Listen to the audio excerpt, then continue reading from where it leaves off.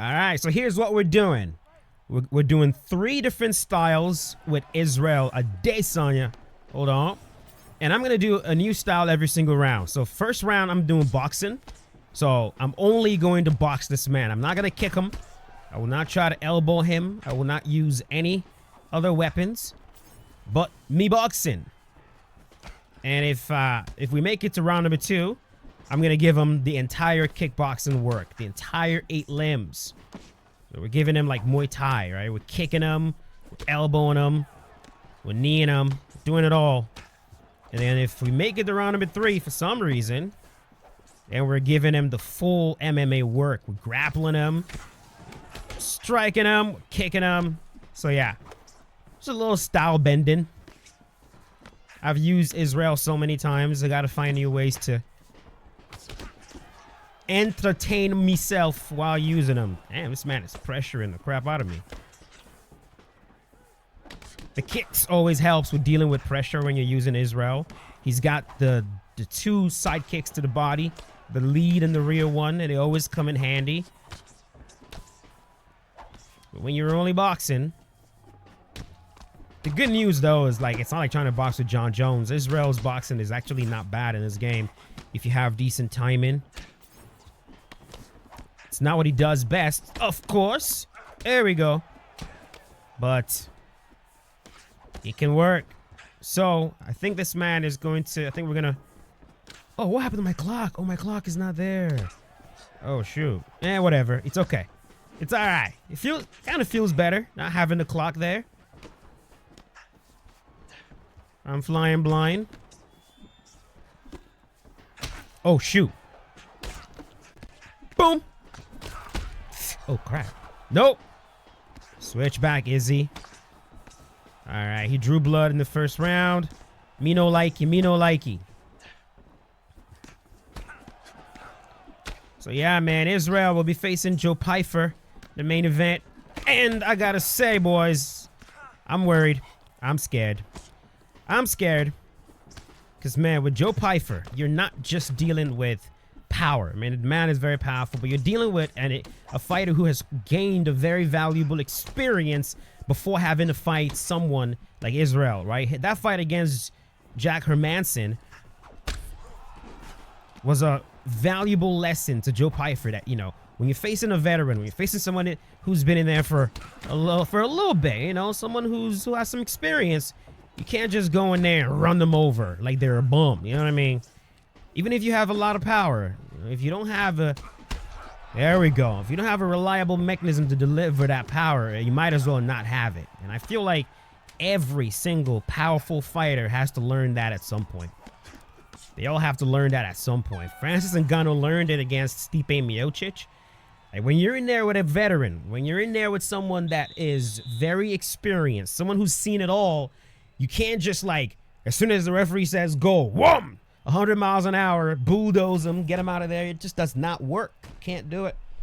Those guys know how to survive. They know how to avoid the power. They already know the power is coming.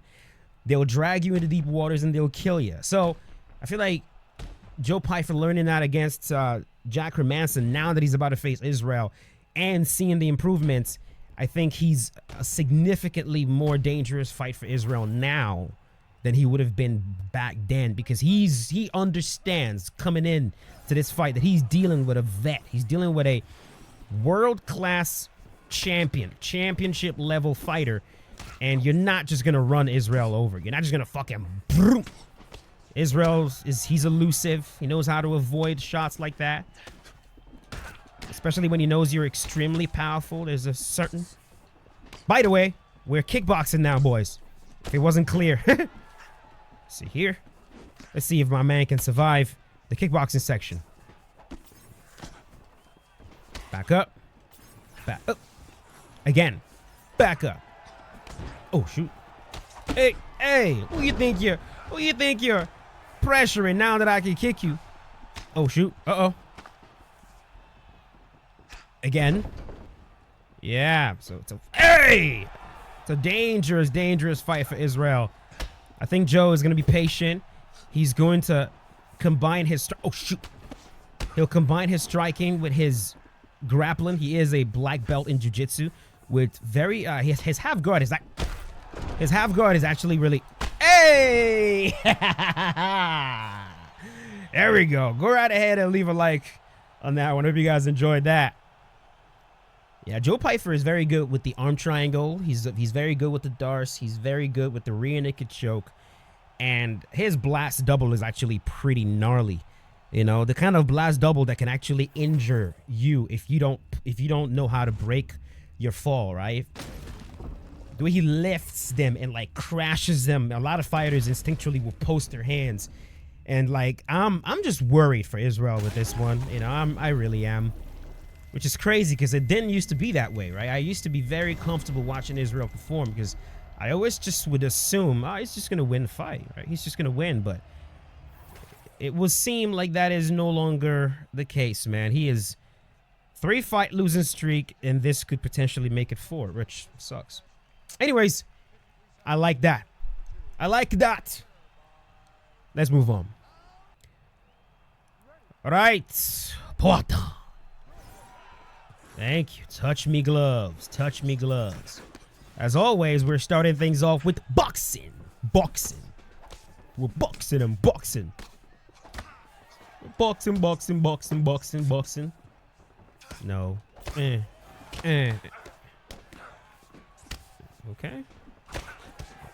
Oh, that is a sweet combo this man just hit me with. That was a gorgeous combination. I actually really like that. Forward moving slip hook, hook to the body, hook to the head. Like, bro, what in the world? Oh, this man's got some nice, sweet combos. I like the way he's combining the forward moving. Oh, that would have been bad for me. He's doing a good job. Yeah, he's flowing quite well with this. I like it. I don't mind it. I don't mind it. Yeah. Oh, okay. All right, so he knows about a block counter. That was a mistake. I did not mean to kick him in the head.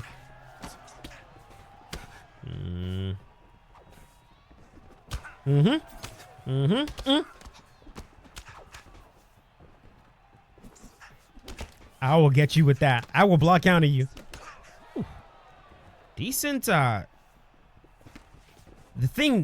only weakness I see in this man right now is he's very like all in or all out. See? When he decides to go, he goes. Then he backs out. Then he decides to go and then he goes. He commits. See right there? I can exploit the full commission. Him committing fully every single time he decides to go. I can exploit that. Because I know he will not break at all. Like right there. You see? Yeah. The moment he decides to go, he will not break. He will not break. He'll just blom, blom, blom, blom, blom. He will execute every single combo he has in mind. And that is where the openings are, baby.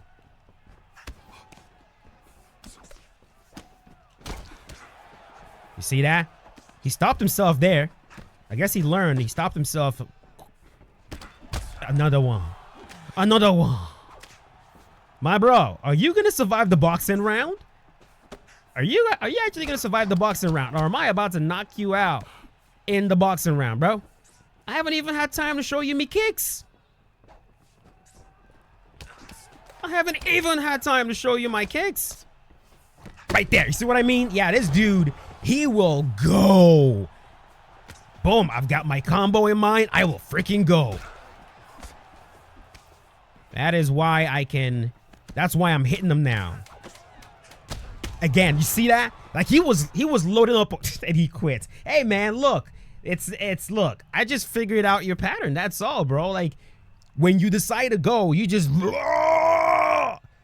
and if anything, if I slip something in between, I'm hitting you.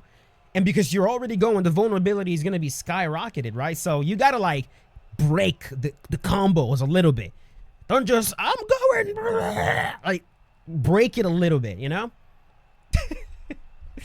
All right. Let's do one more. Oh, bruh. This is going to be annoying. Rainier the Raider. I already know this is gonna be annoying. This man's gonna be grabbing the fuck out of me, but let's see. Let's start with the boxing round. Nope. Nope. No. Ooh, ooh. Woo! Okay. Oh my god. Oh shoot. Oh my goodness.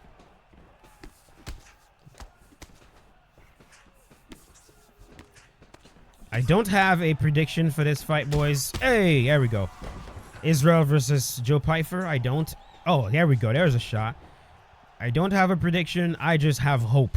My hope is that Israel is not going to go 4 losses in a row. I really don't want that to happen for the man. I just worry. I worry. You know, I feel like Israel hasn't been snappy in a while.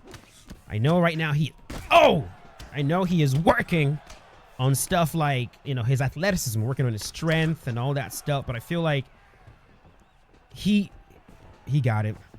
He has seemed he has seemed lethargic in there, you know? Very he seemed sluggish to me in the octagon lately. I want the Israel that fought Paulo Costa. There we go. And one of the biggest things you'll notice in that fight is he was zippy, man. Quick twitch, like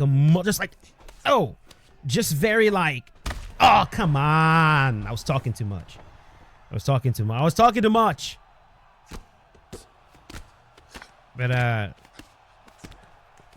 fuck off, bro. No.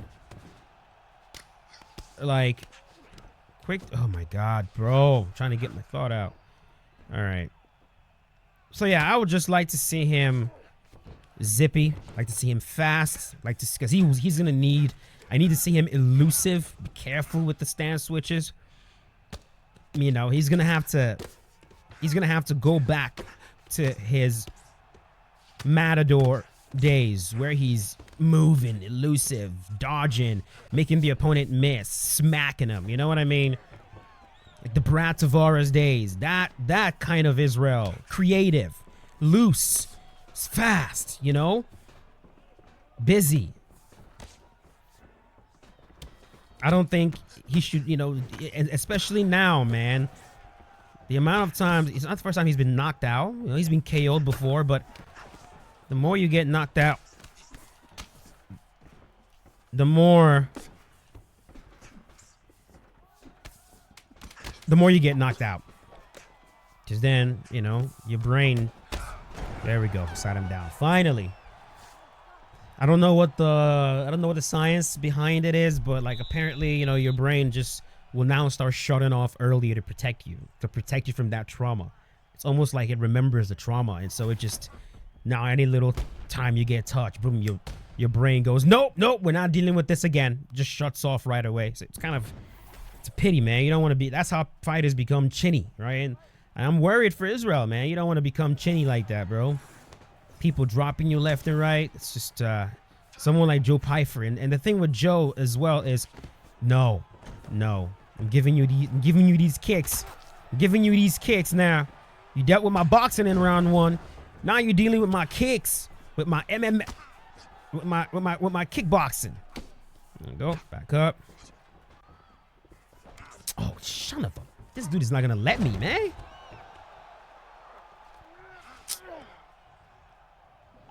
Oh my God. He's not, oh my God, he's not gonna let me get up either. He's not gonna let me showcase my kickboxing in round 2. He just wants to lay on me. I knew that was happening. Don't worry though, brother. Don't worry. Don't worry. I can get on top of you in this round, but I can't. You know what I mean? Because that's my own rule. But round number 3, we will properly grapple. Don't worry. And yes, I know I have Israel, but I will freaking grapple the shit out of you in round number 3. Right here, I'm just gonna try to survive. Try to survive. Try to survive. No. Oh shoot. Got through it. Motherfucker. Oh. The thing with Joe Pyfer is that the man is so freaking powerful. And I've noticed that if he's not aiming directly for your freaking chin, and this man knows how to find the chin quite well, he's aiming for the temple. You know, he does that all the time. And very few fighters in MMA actually are this like conscious of where they're placing their shots. You know, so this is something that Conor... Oh no, hell no, hell no. You're not subbing me. Bro. You... Oh boy. Oh shit. Bro, I am getting my ass beat in this round, bro.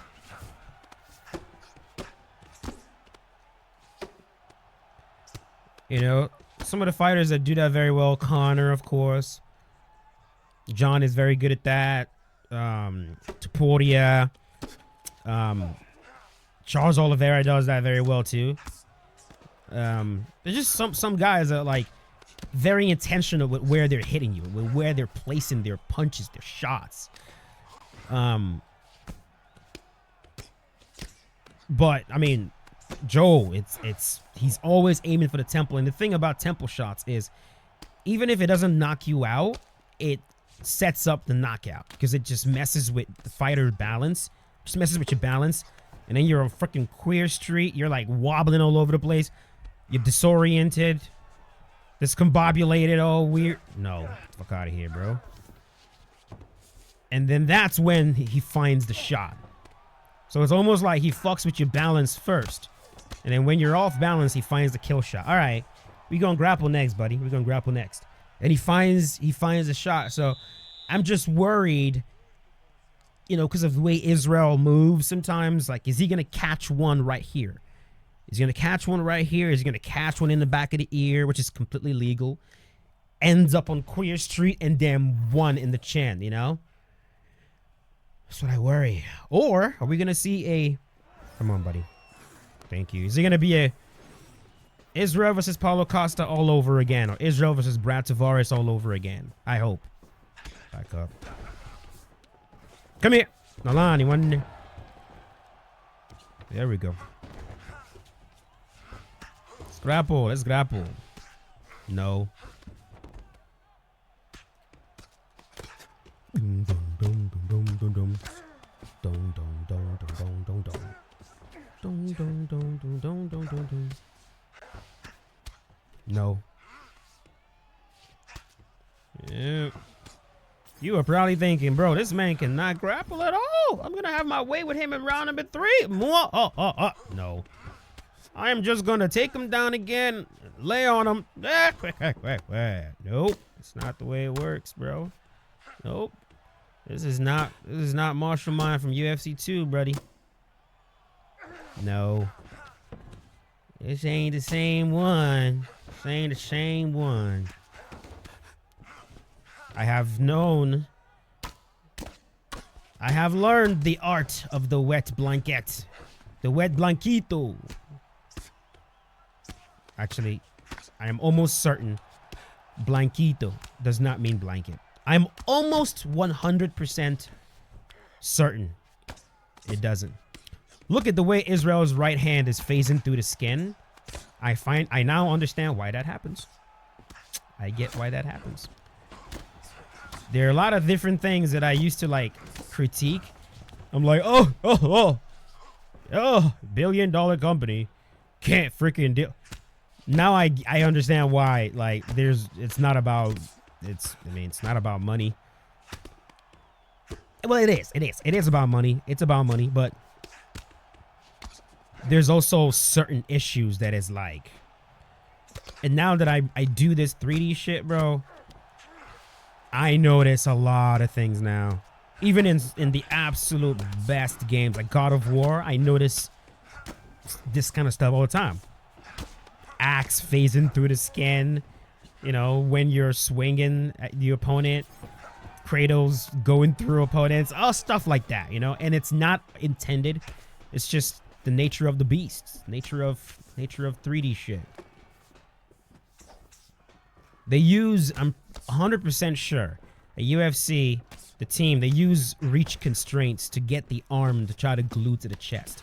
But even with reach constraints, because the mesh is completely hollow, even with, what is it called, collision, even with collision boxes and stuff like that, like, you can't have it all over the place.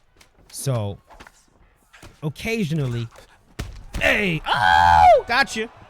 I won this fight. Occasionally, the fingers will still go right through. But yes, yo, I better win this fight. Hope you guys enjoyed this one, man. I like, look at that. Look at the finger going all the way through the body. I like missing UFC 5. I really do. I like missing it. And I just took a little bit of time to try to work on a personal project, personal idea that I have. So far, it's not doing well. It just tells me you guys don't really like it, which is fine. It's fine. It sucks, but it's also okay. That's what happens on YouTube. You try something. If it works, it works. If it doesn't, it doesn't. But, you know, it took some time to work on it. And it's nice coming back and, like, enjoying UFC 5, you know. It's weird. Taking breaks is fine. You know, take a break, come back, and there you go. Enjoy it again. So there you go. Hope you guys enjoyed the video. If you did, go right ahead. Leave a like on it. And I'll see you boys later. As always, stay safe. Peace out. Have a good one.